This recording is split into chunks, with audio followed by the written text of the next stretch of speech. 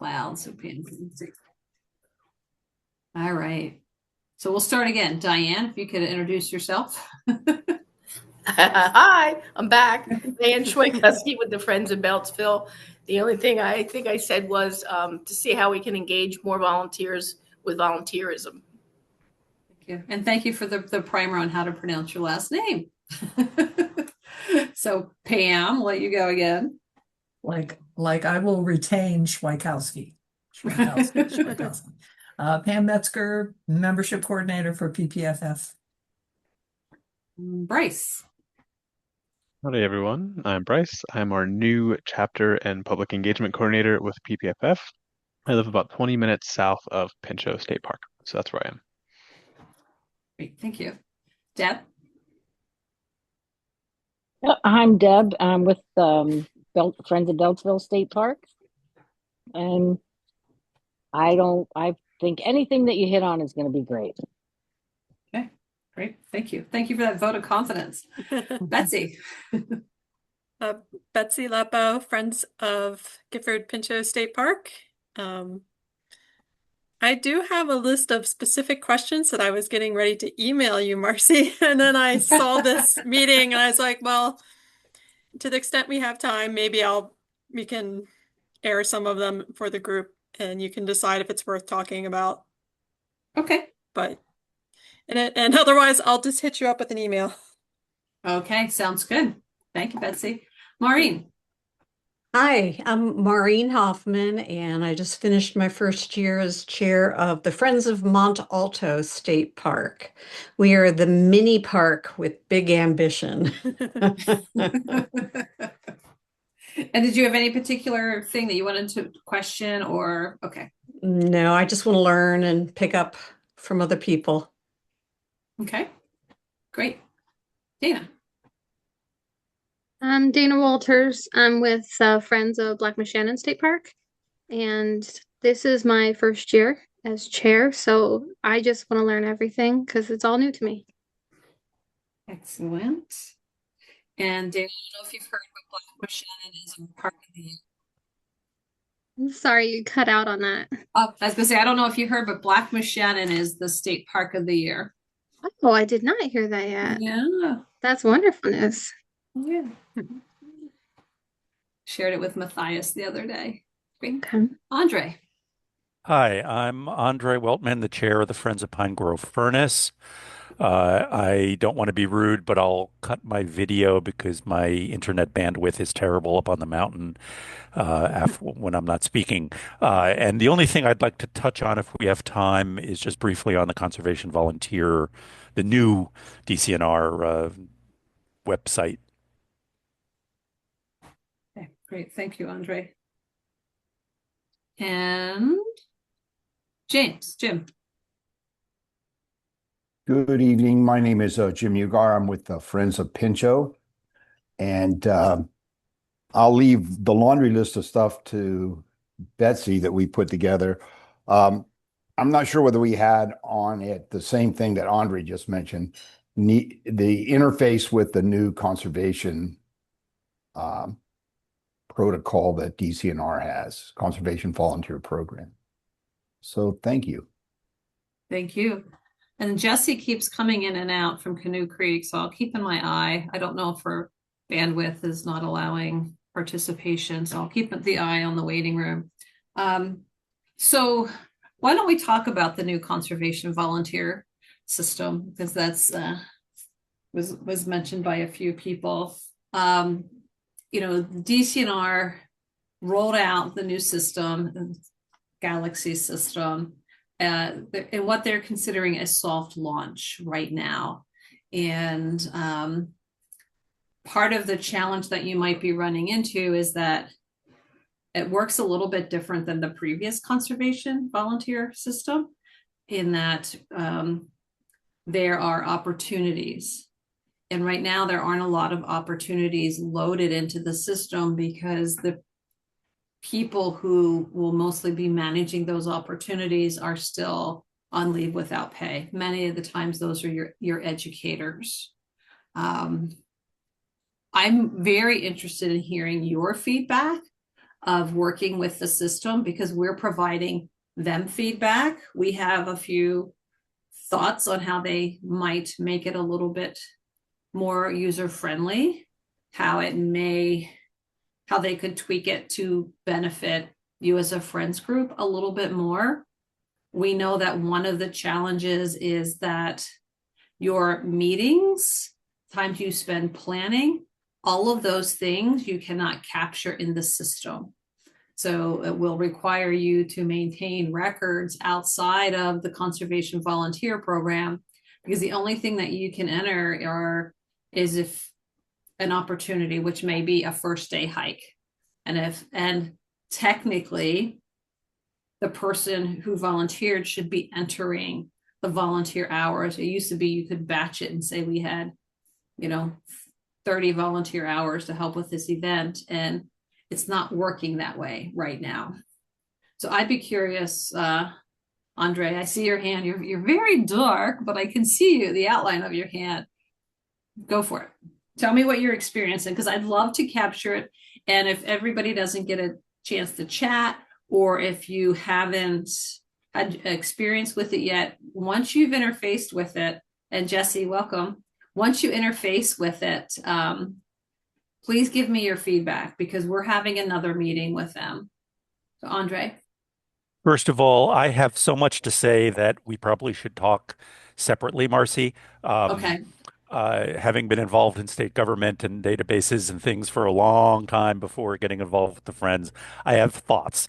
Specifically, I want to make 2 points. One is the issue you just raised about the opportunities as the hinge. You have to have an opportunity for you to enter hours. There's no general thing set up. I friendly yelled at Beth Garner in DCNR Central Education side about this and said, look, I don't even have a first day hike thing, that was 10 days before they launched this for us. But also, I've got significant number of hours accumulating for administrative stuff. I mean, a board meeting for my Friends chapter. I believe that should all be captured. So she set up a private link for us, which basically my board members or a very tiny number of other people, I'm going to say, look, once you get your personal account established, and there are issues there, maybe we really don't have time this evening to get into all those details. Once that's done, they can then click on this private link. Again, it's not to be shared with the general public, and it created an opportunity that only we can see. And she called it something like Friends of Pine Grove Furnace Leadership.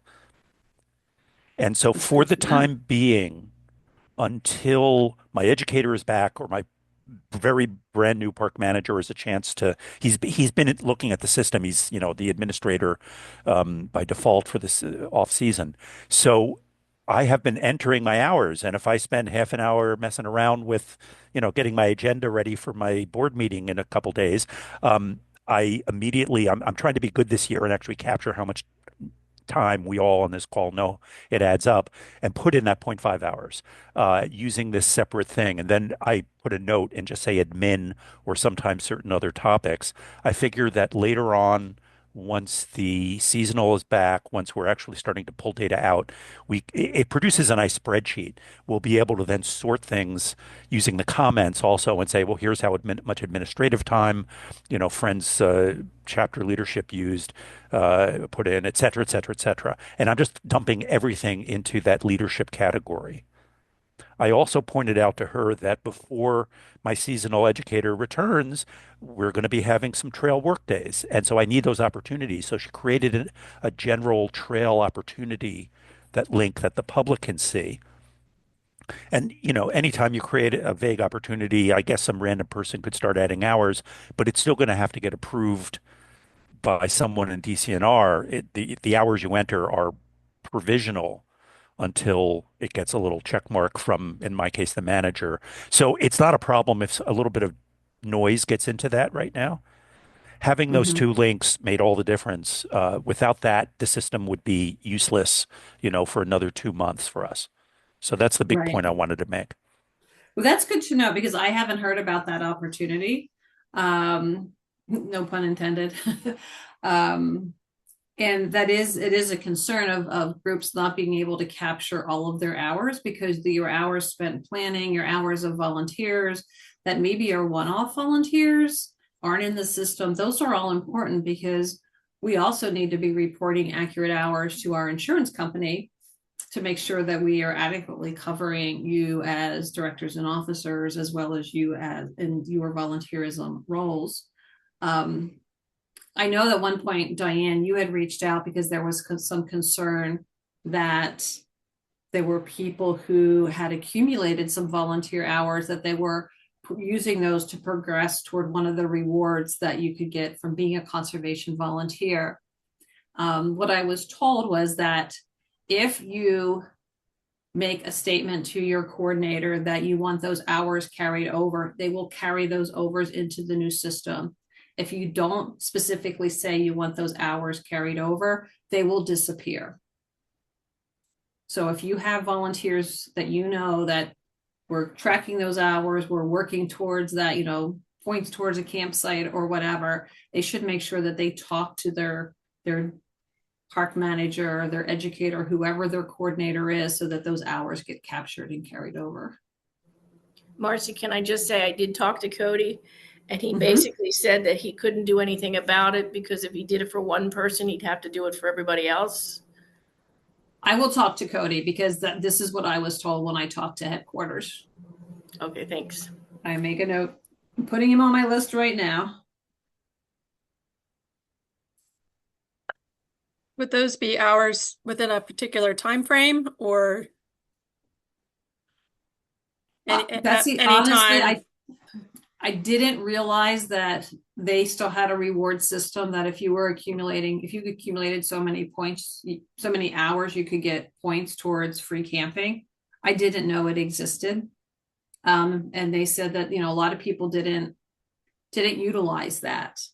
So I don't know what the parameters are on how old the hours can be. I don't know the answer to that question. Did anybody else have anything that they wanted to share? I mean, Andre, you and I can have a long conversation. Two things I'll offer. If you have something you want to share now, or if you would like to be part of the conversation when I set up the follow-up conversation with the people that are managing the program, you can let me know, because I think that they need to hear from some folks who are in the field utilizing the conservation volunteer system, so they can truly understand how it can be effective all around, be more effective all around. Yeah, Marcy, we'll talk about that. If I'm available, if time's convenient, I'd happy to participate. The one other thing I want to mention to this group, has anyone else experienced the password failure bug?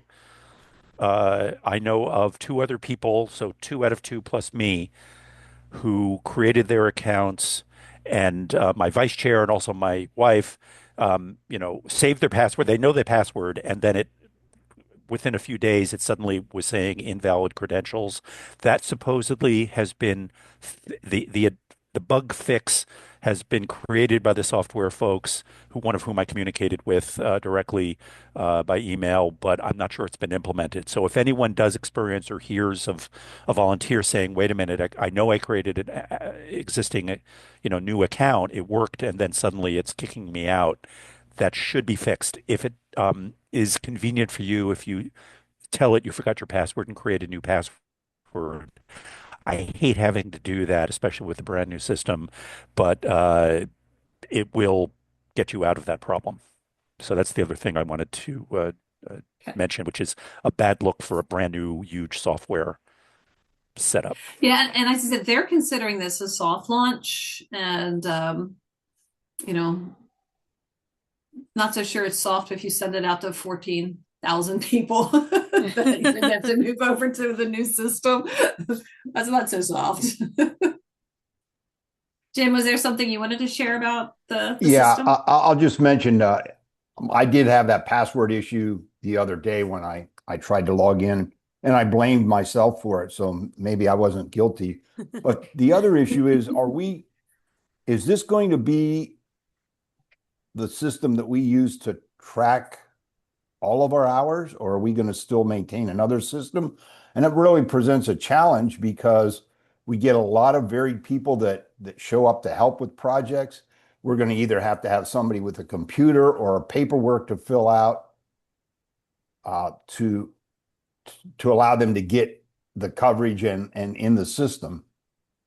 I'm not sure if I would suggest that you still keep separate records.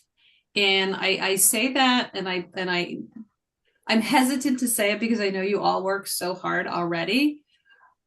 The challenge I think that exists is that, okay, Pine Grove got this patch, this private link. We don't know if that's going to be a fix for everybody for your meetings and your non-opportunity type events. The way it was explained to me is if you have, and I'll use Fall Furnace Fest as an example. I think Andre's like, you have like 180 hours of volunteer time for Fall Furnace Fest. If those people who are in the system will have to enter their hours and those would be captured. But if it's somebody that's volunteering just that day and they are not in the conservation system, there's no way for you to capture their volunteer hours. So Yes. yeah, so to get a true record of how many volunteer hours you have, how many volunteers you had at that event, you're going to have to keep a separate system. And Bryce will be sharing, friends of Nolde are using an app that they found to be very effective for tracking volunteer hours. There's paper copies on the Friends Resources page for tracking hours. And I know it makes more work, but until the conservation volunteer software would truly capture the full picture, a lot of data is going to get lost.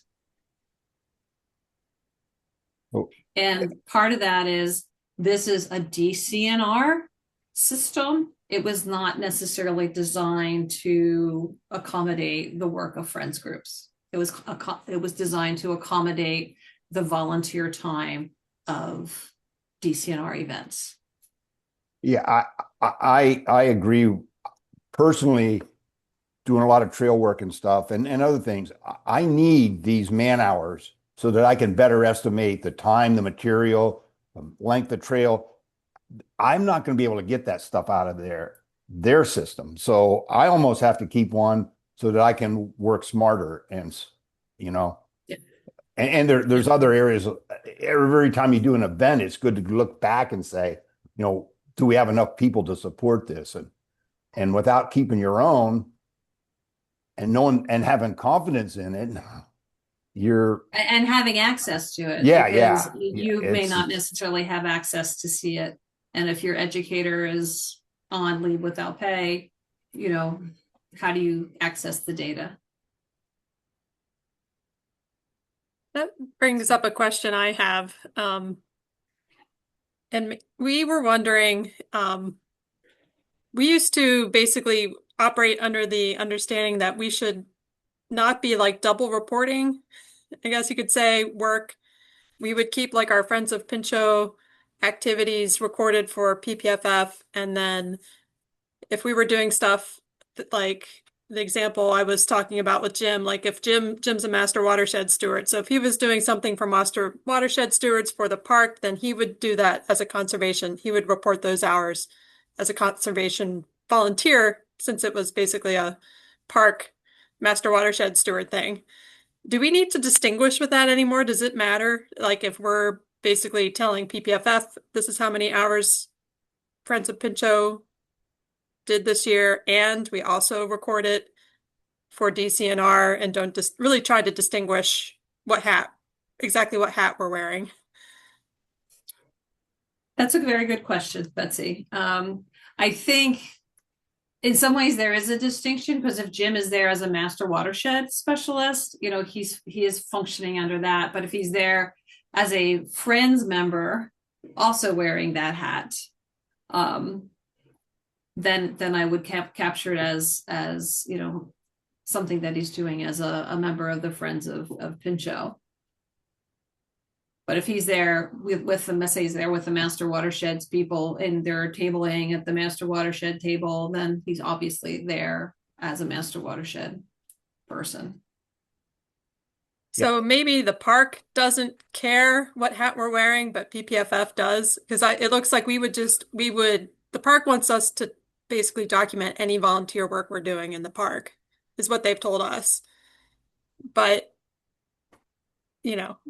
it's so they don't really want us to not report Friends of Pinchot hours to them but what we used to do is we would just like with our annual report where we put together for you guys we would just say, here's what Friends of Pinchot did and give them that information. I don't think they could really input that into the conservation volunteer database, which is where they like to store stuff.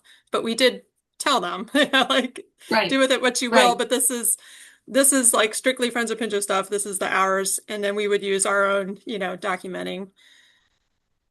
Yeah, and then this is where it's, like they got the private link, is that I would argue that when you have board meetings, that is conservation, that is to the benefit of the park.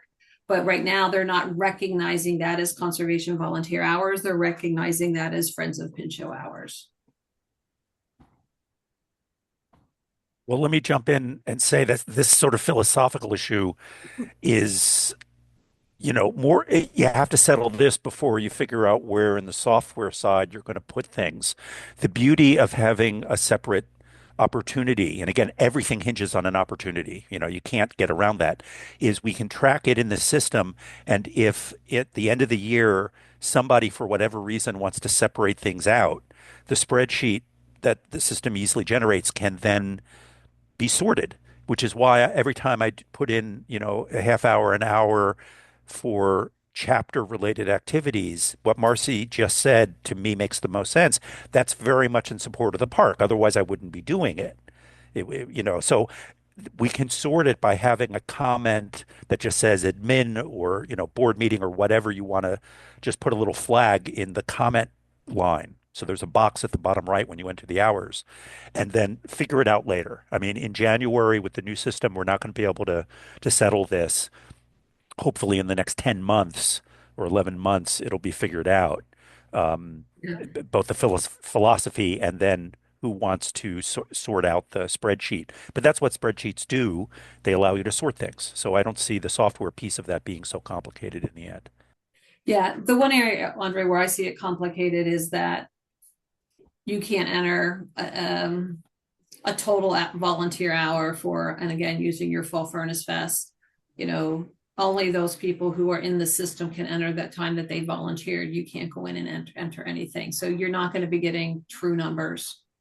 Right. But they're a member, if I, as the chair, wanted to enter something and flag it, we'll have to do some avoiding double counting was going to take some labor. So having a double system, again, this may be more complicated than we can spend in an hour this evening, but I think there are ways around it. I don't like this. I think it is creating extra work, but I can see ways to handle it. Unfortunately, Marcy, again, you made an important statement at the start of this conversation. They weren't thinking about friends groups. Yeah. They didn't even think about first day hikes. I mean, a huge amount of time leading and then cleaning up and everything. They set something up on January 10th that I already had, a dozen hours to enter, and mostly for first day hike stuff. And they just obviously didn't consider that this is not the off season for many of us. Right. So I think the bottom line is, keeping separate records is going to be a good practice, at least for the first year till they work things out. They're not pushing a hard launch until Earth Day. But even then, I think there's still going to be some challenges and issues. And this first year is really going to be a year of learning for everybody and refinement. I wish I was. Yeah, so I guess just some clear guidance on whether or not we should be reporting both places, like our hours on Friends activities. Should we be reporting them both to PPFF and DCNR? I don't think I don't, as you said, I don't think that they're tracking your hours you spend in meetings. That's more for your own edification and for our edification. Your hours spent planning, they aren't necessarily tracking. It's the actual hours on the opportunity. So the opportunities, though, also, you know, that's if it's a Friends of Pinchot activity, again, we're kind of like we would be double reporting in that sense. We're reporting to DCNR and that's fine. I mean, because you're covered under both of those systems, and you do need to report them to both. Okay. Even having like a checkbox, I was just thinking where you could mark like Friends of Pinchot or Friends of whatever, Friends group activity could be useful in terms of sorting. You know, if you want to just be able to filter on things that were specifically Friends group related activities, could be a way they could make the system a little easier to sort that stuff out. But right. And you're going to have somebody that's willing to create the opportunity for the Friends group, because Friends can't put in opportunities. So some opportunities might be missed. Is that what our park naturalist was talking to us about? Jim, did you think she was saying we would be able to go in there and create opportunities? She was thinking that she could give us the opportunity somehow to go in there. I wasn't sure whether it was create opportunities, but to massage stuff within the opportunities, maybe if it. We were told that would absolutely not happen. Okay. Well, So. I don't think she was able to make it happen. So I think that maybe it was wishful thinking or misunderstanding on her part, maybe, if that was the case. So yeah, we were told that there are only certain people with state credentials would be able to do that, and that Friends would not be able to do that. So it sounds like there's still a lot of questions. And I don't want to, I mean, I'm happy to use all of this time, but I want to make sure we get to the other questions that people have. Yeah, this isn't going to go away in a hurry. No. And like I said, if you're interested in being part of the conversation when we circle back to Jake and Cindy, let me know, and we'll see if we can get a group conversation going. Put my name down, Marcy. I'd be interested. Okay. And just for the rest of you, our general meeting we have this weekend, Cody, our park manager, is going to come and do a presentation, I suppose, and try to guide all of us on how to do this. And he tells me that there's a handbook that they go by. And he tells me, as the park manager, he's going to manage it and not have our educator do it, which ultimately is good, except if he runs out of the time in the summer months, then we don't have opportunities. This is a time-consuming effort from what I'm seeing. I'm not disagreeing, Jim. So I appreciate your patience as we work through it, and I appreciate your patience with the potential overlap of tracking your hours so that you have accurate numbers, both for your own planning, but also so that we're able to report accurate numbers to when we get the directors and officers insurance and when we get the volunteer liability insurance. I wanted to make sure that you all received the updated chapter handbook. It was sent, a hard copy was sent to each chair. Everybody should have gotten a link to download it. And we did try to also send out a postcard to everyone with a link, all members of the board, so that everybody would have access to it. And there were a number of updates in it that I think are important. One challenge we had last year is we had a couple of groups buy gift cards to give to individuals. And I just want to point that out, that is not, if it's one thing if it's an award for a contest. At that point, there's a sample in there. Let's say you're doing a race and you're giving gift cards out as prizes at the race. There's a form in there for people to sign that they got a gift card or a cash prize. We have some groups that do races and they give a cash purse. But we need to document that that money is being given. Gift cards to give to people are considered using nonprofit money for personal gain. So if somebody's having a birthday or a significant anniversary or retiring, the way to handle it is to pass the hat and members of the group put money in from their own pocket, then to use the treasury of the friends group to buy a gift card for somebody that's departing. Trying to think of some of the other, I brought it up. Let me look. You're all doing a good job of getting your inventories in. If you have sales, we really appreciate that. Sales is now over $700,000 of what we present on our IRS report. If you're looking at you want to use the tax exemption at a store or whatever where you want to set it up, please contact Bernadette to do that. We had a group that was going into a Lowe's or a Home Depot and trying to set up the tax exemption, and we're already in their system. And that EIN number is the same EIN number that all of you are using, that it's the same tax exemption number, and that creates a layer of confusion. So really it should go through our office. Which reminds me, I promised Bernadette I would get her the Lowe's tax exempt number because there's a group that needs it for an acquisition that they're doing.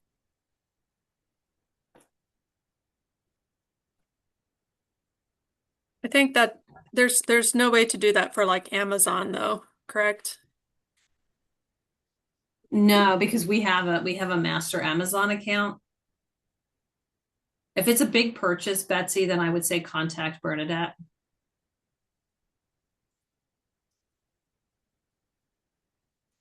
Then that's the other thing. We're trying to encourage people to, rather than ask for reimbursements, is to get a quote and send in the quote and get a check cut for it, because we're seeing a lot of money, a lot of people carrying debt that they don't need to carry because there was time to get a check request in. The other thing that the check request is, it does ensure that it's going through the proper channels of getting signed off on by the treasurer, approved by the board, and signed off on by the park manager prior to the acquisition happening. We had an incident where a friends group member went out and purchased something and submitted it for reimbursement, and the chapter hadn't approved it, and all of a sudden it was like $650. Nobody wanted to say, well, we're not going to reimburse you for that. So they ended up having to reimburse them, and everybody was a little bit angry because it was a big chunk of their budget. So it's better to make sure you're going through those proper channels.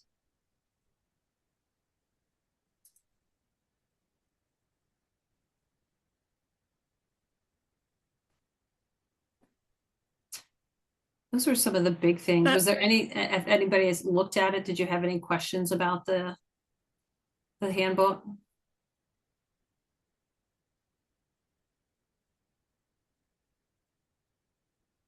Hi, it's Maureen.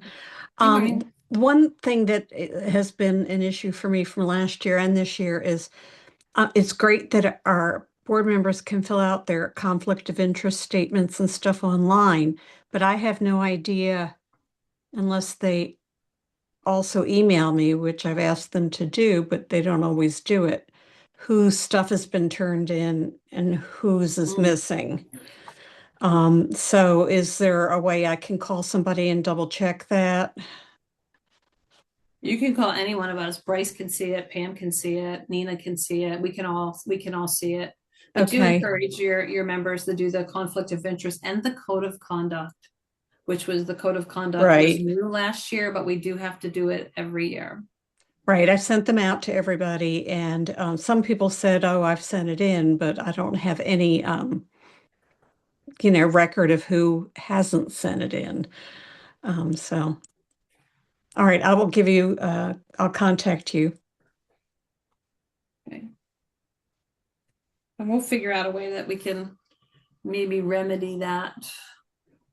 It Yeah. might be that it might be at the end of the month, because that was the other new thing. You know, we've had, and it's not the groups that come and participate in the calls, but we've had groups that, you know, we don't get their annual report, we don't get their conflict of interest, we don't get their code of conduct, and that puts everybody at jeopardy, because we aren't able to report accurate numbers.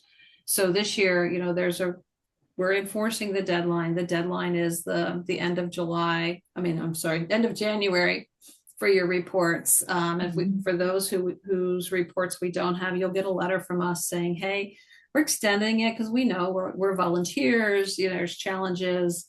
But you know, it's on record that you didn't get it in. If it's not in by the end of February, we're not going to be writing checks out of your account until it's in. And then if it goes until, you know, if April comes rolling around and we still don't have it, you know, the status of the Friends group will be temporarily suspended. Is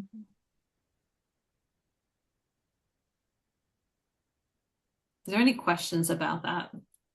Did you get mine, Marcy? I did. I think what I did is I downloaded the Excel and then I did it in PDF. So I think I just emailed you the wrong one. Yes, the first one was blank. Like, nice try, Diane. And then did you blank document? Did you get the packet in the mail that came with? I did. Okay, good. That came today as well.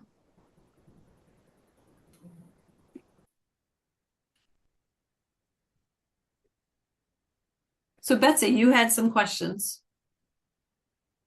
Yeah, just well, that talking about the purchasing, that was we had a question about, so we have sawyers who are going out. They've been had their chainsaw training, and they're going out to do work, cut trees off of trails, that sort of thing. There was a question of whether or not there's a way to provide them with some money towards their maintenance and you know, use of their personal chainsaws. So they're putting in fuel and replacing the chain and, you know, things like that. But it's you know, it's personal equipment, so they're using it for other stuff as well. Not just so, and this can apply to other things that we've thought of, you know, like somebody who's doing maybe printing for the group on their personal printer, doing, you know, more than just like an occasional page here and there. But is there, do people ever do stipends, or are we really in just strictly a reimburse situation? Like they just have to pick what if you receipts start to turn doing in. stipends, they're no longer considered to be a volunteer. They're considered to be an employee. Okay. Yeah. So in some cases, you know, there might be a safe place to store a can of gas for the chainsaws, that when they need to top off, they can top it off.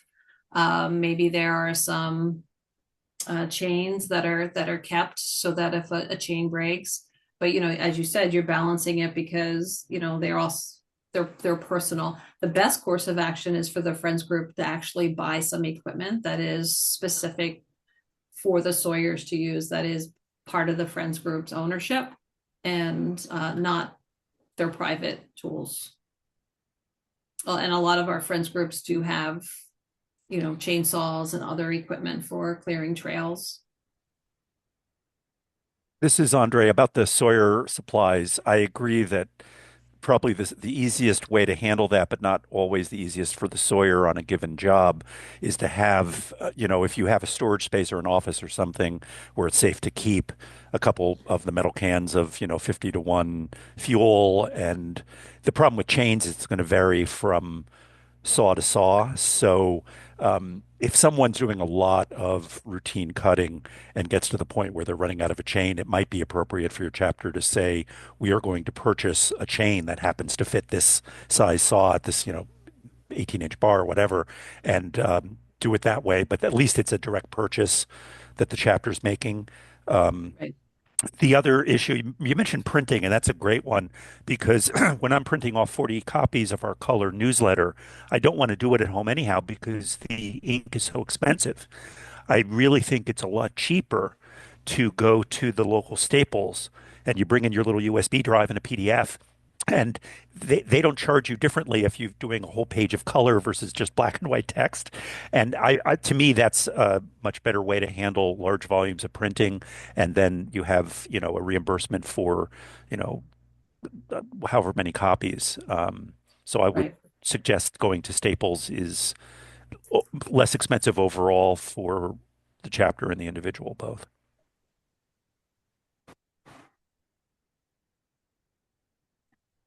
Okay, great. Thank you. Mhm. Yeah, we have basic, for the most part, for larger print jobs, we have switched to using a local printer. So that was kind of our solution too. But for the Sawyers, we have a lot of different people, and I think yeah, I'm not sure how many we're up to now, but we have quite a lot of people participating, and I think they generally prefer to use their own equipment just for convenience and, you know, comfort with knowing their own equipment. So I'm not sure they're going to be real excited to have to sign in, go use a particular piece of equipment, but we can ask them if that could be something we talk about with them. Yeah, and just bear in mind that DCNR currently does not allow battery powered chainsaws, and that should have come out in the training. But there is there hasn't been chaps that they feel DCNR feels meet the standards. And it's more so for an electric saw that's plugged in, but they've moved it over to any battery or electric powered chainsaw.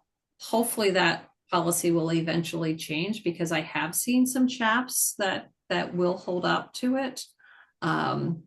But just make sure that you're using a gas powered chainsaw, not an electric or battery powered.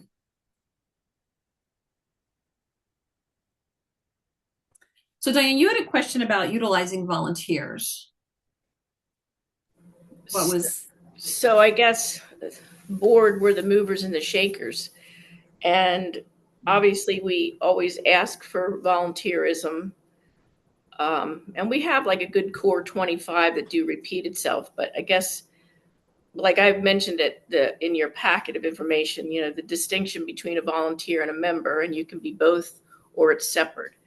So I guess just because Deb's on and just maybe hearing it from you or what anybody else has done to encourage volunteerism besides the core board and, like we just did more planning and plan more stuff. That make any I would sense? be curious to hear what your colleagues share. Deb. I thought you were asking other groups. I don't know what you want. Yeah, I'm asking other groups, what they have found to be successful. Right. Well, I can suggest one thing we've done that's helping somewhat. We're in a similar situation. We have kind of our core people that we go to over and over, but we created, we have committees that have specific, focus, like the environmental committee, funding and outreach. We have a wood sales committee. Help me out, Jim. I'm missing one, but trail care is a big one. And then within those committees, you can have leadership that may not necessarily be a board member. So people can take maybe some ownership in that committee who's maybe doesn't want to do the administrative stuff so much of a board, but they can be involved there. And then those groups can do stuff a little more independently. We have board members who sit on those committees, but I think that's helped us. We've got more people involved since we've done that. Because they can kind of like operate in this, in these subgroups. But PPFF actually has a really nice PowerPoint I was just looking at today about retaining volunteers, and I think they hit on some really good points and some things I hadn't thought of, but definitely thanking people and and doing like personal outreach. Like when you start finding people who seemed like they might have something that, they show up at an event and you start to learn a little bit about them, like that personal touch, reaching out and then inviting them to maybe join a committee. So we're going to try and do that more and more systematically, like as people if, come to events or fill out a volunteer interest form, um, trying to be a little more systematic about following up and then inviting them to a committee specifically, because that way they're kind of like plugged in right away with people with similar interests. But yeah, we're still very much trying to get the ball rolling on that more ourselves. So that's just what we're attempting right now. Betsy, it warms my heart that you say that you're using it. Some of the resources, like, yay. Friends of RB Winter, when I was reading their annual report, they have some new board members, they have some new volunteers. So I said, so what did you find to be successful? And they said, we continued promoting a range of volunteer work days, and we're able to promote them across various platforms: Facebook, local paper, and email. Additionally, they have attended numerous local events to get the Friends group's name out and encourage people to follow us on social media or sign up for our emails. In some cases, it was likely that timing and activities aligned with people's availability. And then with their new board member, they saw talent and passion for the park that this person showed, and she came to some work days and they asked her to volunteer. And after she volunteered, they invited her to be on the board, and she's now serving as secretary. And Bryce, do you want to talk a little bit about Meetup? Yeah, absolutely. So PFF, we have an account with Meetup, and Meetup is kind of like a social media for events and volunteer engagement. So it's another outlet where people who are seeking ways to get involved with the community and or go to an event in their area, they'll search there. And why that's important and valuable is a lot of the users that are on Meetup aren't necessarily the same people that are on Facebook or browsing Google or on LinkedIn. So it represents just another crowd and audience that could be prospective volunteers or donors in your group. So the best way to get on Meetup, whenever you let us know that an event's happening, we'll put that on the website. You can also let me know. And right now, my process is if, Betsy says, hey, we got this event going on, I'll put that on the website and then I'll just duplicate the same thing on Meetup so it's there as well to kind of get a little more traction there. So just Who to would you say clarify, that?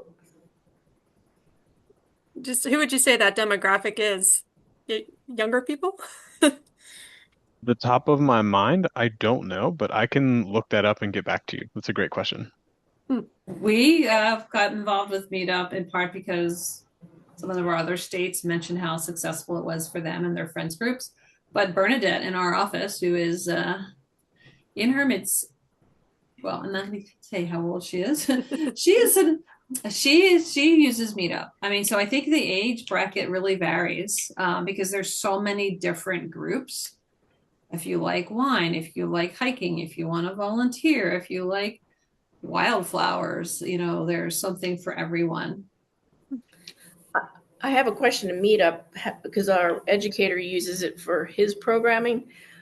I guess in our case, we have a membership that pays for a membership, and those are the people that do the volunteering, because when it used to be open to the public, if a public person came in, they weren't signed up as a DCNR Conservation Corps person.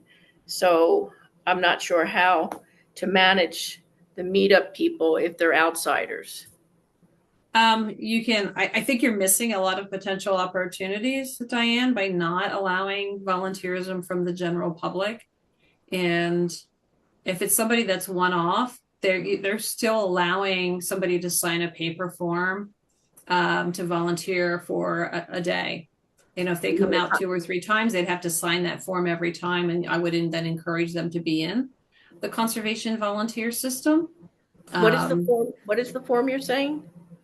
It's a liability release. Is that under us or DCNR? It would be under both.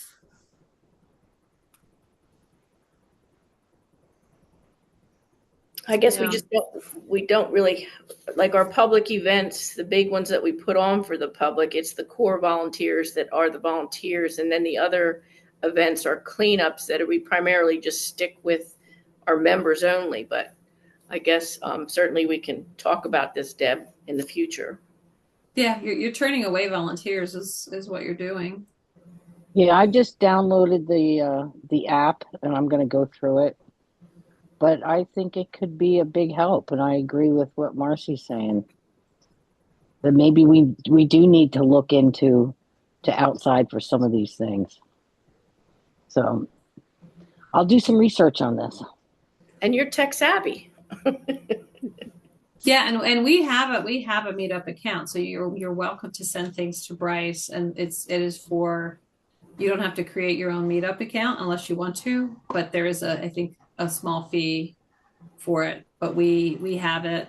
It's to populate with things that friends groups are doing. It's only as good as the information that you provide to Bryce. There, Right. Pam is showing the form, Diane. Okay. I've seen it, I'm sure. So if I can add something, one of the things that I want to do this year for trail care, because we've set some specific dates for things, I've talked to the folks at REI in Mechanicsburg whether I can post something for folks that might want to help join with us.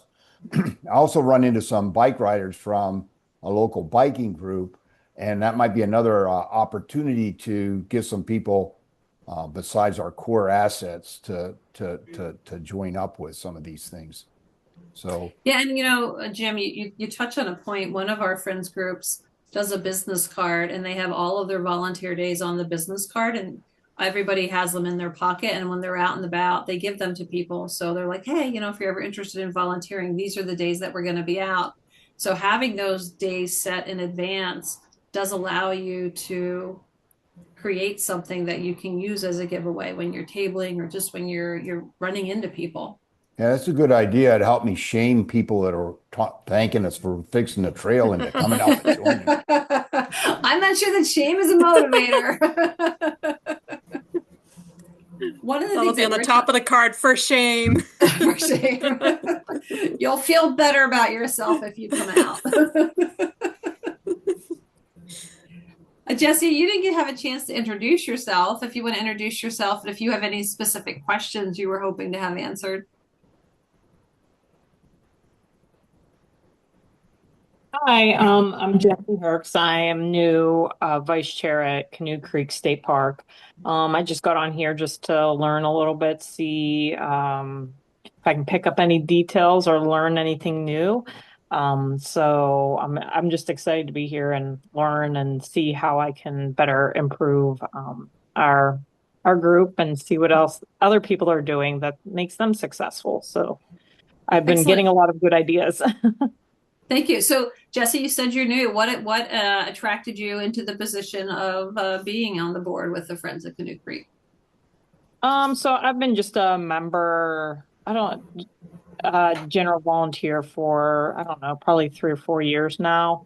I live by the park, so I feel that investment, that I want to know what's going on. I want to contribute, and I've always just been motivated by, things that are happening around me in nature, and the importance of that. And I want to instill that in my children and set that role model for them to see. And so, like, just stepping up a little bit and being an activist in that way is important to me.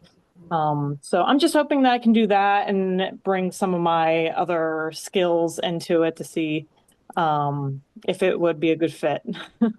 Excellent. Well, thank you for joining the Friends. So Pam, can you show share the link to the stories we're trying to collect this year? And this is going to be coming out. It is the 250th anniversary of independence. And our focus, we have a theme every year. So our focus is the freedom to explore, as well as caring for the places we share.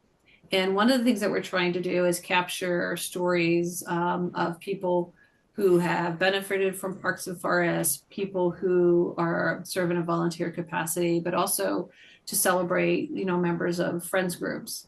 So we have a couple of different Google forms where you can nominate somebody from your friends group to be recognized, and you would also get a copy of it so you can use that on your social media. And there's the recognize the volunteer. We would also use it on our social media, and it's a way to showcase what volunteers are doing across the state. They can get people excited about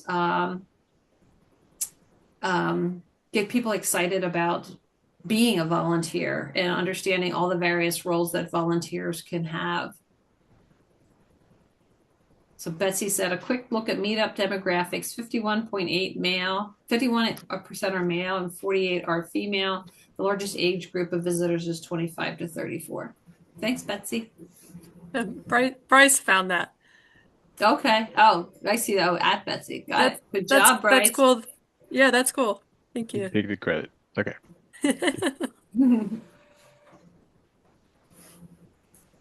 So Pam, if you could put the link to that, as well as the link to the one that if you just want to talk about what motivates you, what Parks and Forests do for you. We're trying to collect stories, not just to help promote volunteerism, but also these are the kind of stories that we use when we're advocating on behalf of Pennsylvania State Parks and State Forest. And next Tuesday will be the budget address. There's the tell us your story. And last year, DCNR just received a cost to carry budget. There was not a lot of extra money for new projects. There wasn't a lot of project money.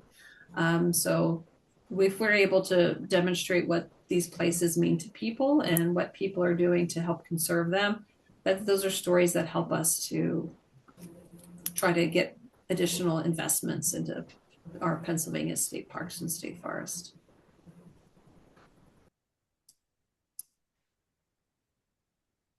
So we're almost at the end.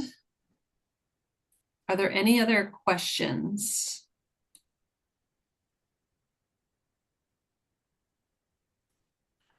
Bryce is going to start the visitation circuit, so he will be he'll be making visits to chapters. Still here. Pam and I are both still functioning. Pam is working towards retirement. I can't say we hopefully we'll have a replacement for her soon because she is irreplaceable. She will continue to do Take 5 Fridays with Pam. We love showcasing what chapters are doing in Take 5. So, please communicate with Bryce and he'll get those to Pam. One of the things that she wants to do after she's somewhat retired is get off of Facebook. So that's where she usually goes and tries to mine for things that are happening among the friends groups. But we promised her we would help her get off of Facebook if so Bryce will be coordinating that, but we can't uplift and celebrate you if we don't know what you're doing. What was that, Pam? Feed me.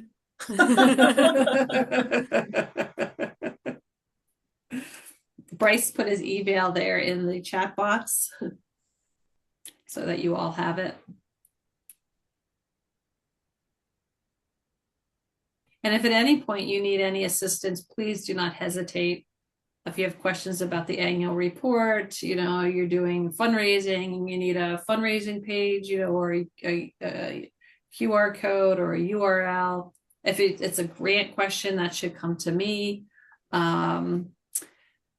Anything that we can do to help you, that's our role, is to help you be successful. And we take that very seriously.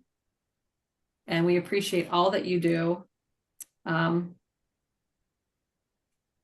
You're amazing. You are. We really appreciate it. And welcome to our new folks, Dana and Jesse. Welcome. And Maureen, you're still kind of new. You've only been there a year. Still kind of new. And if we can help you in any way, Maureen, I know that you said that both, two people to injuries. If we can help you in any way, let us know. Thanks. I appreciate that. It's difficult because the people that we have are so knowledgeable, but they've been doing this for a long time. So we have to, this is going to be a big project for us this year, is really expand our base. Um, but we have a lot of competition because it's like Pennsylvania roads. I lived in Maryland for 40 years before I moved back here. And in Maryland, your road meets one road, and in Pennsylvania, your road meets five other roads at the same intersection. And I feel like Mont Alto State Park is one of those five park intersections because we've got Friends of Michaud, we've got Caledonia, we have the South Mountain Partnership, we have all these competing groups all within probably a 15-mile radius of where we're located. So, I'm going around trying to pick brains of people. I'll be at the meeting, South Mountain Partnership meeting on Friday, just to find out, how can we leverage each of us is going after the same type of people, and we don't want to be poaching anybody's people, but at the same time, I need people, and so trying to find a good way to get a target population. So, And my guess Maureen, is that let's every one of these people belong to more than one organization. Go ahead, oh Andre. yeah, Maureen, I was going to ask if you were coming on Friday to South Mountain Partnership. Let's find some time to talk on Friday. I would love it. Thank you. And poaching's okay when it comes to volunteers, not to wildlife. Well, thank you all, and thank you for staying the extra 5 minutes. We appreciate you. And as I said, reach out if you have any questions. Thank you. Yeah, thank you Thank guys. you, everybody. And Good night. congratulations, Thank you. Pam. See y'all We'll later. stop the recording. Ta-ta for now.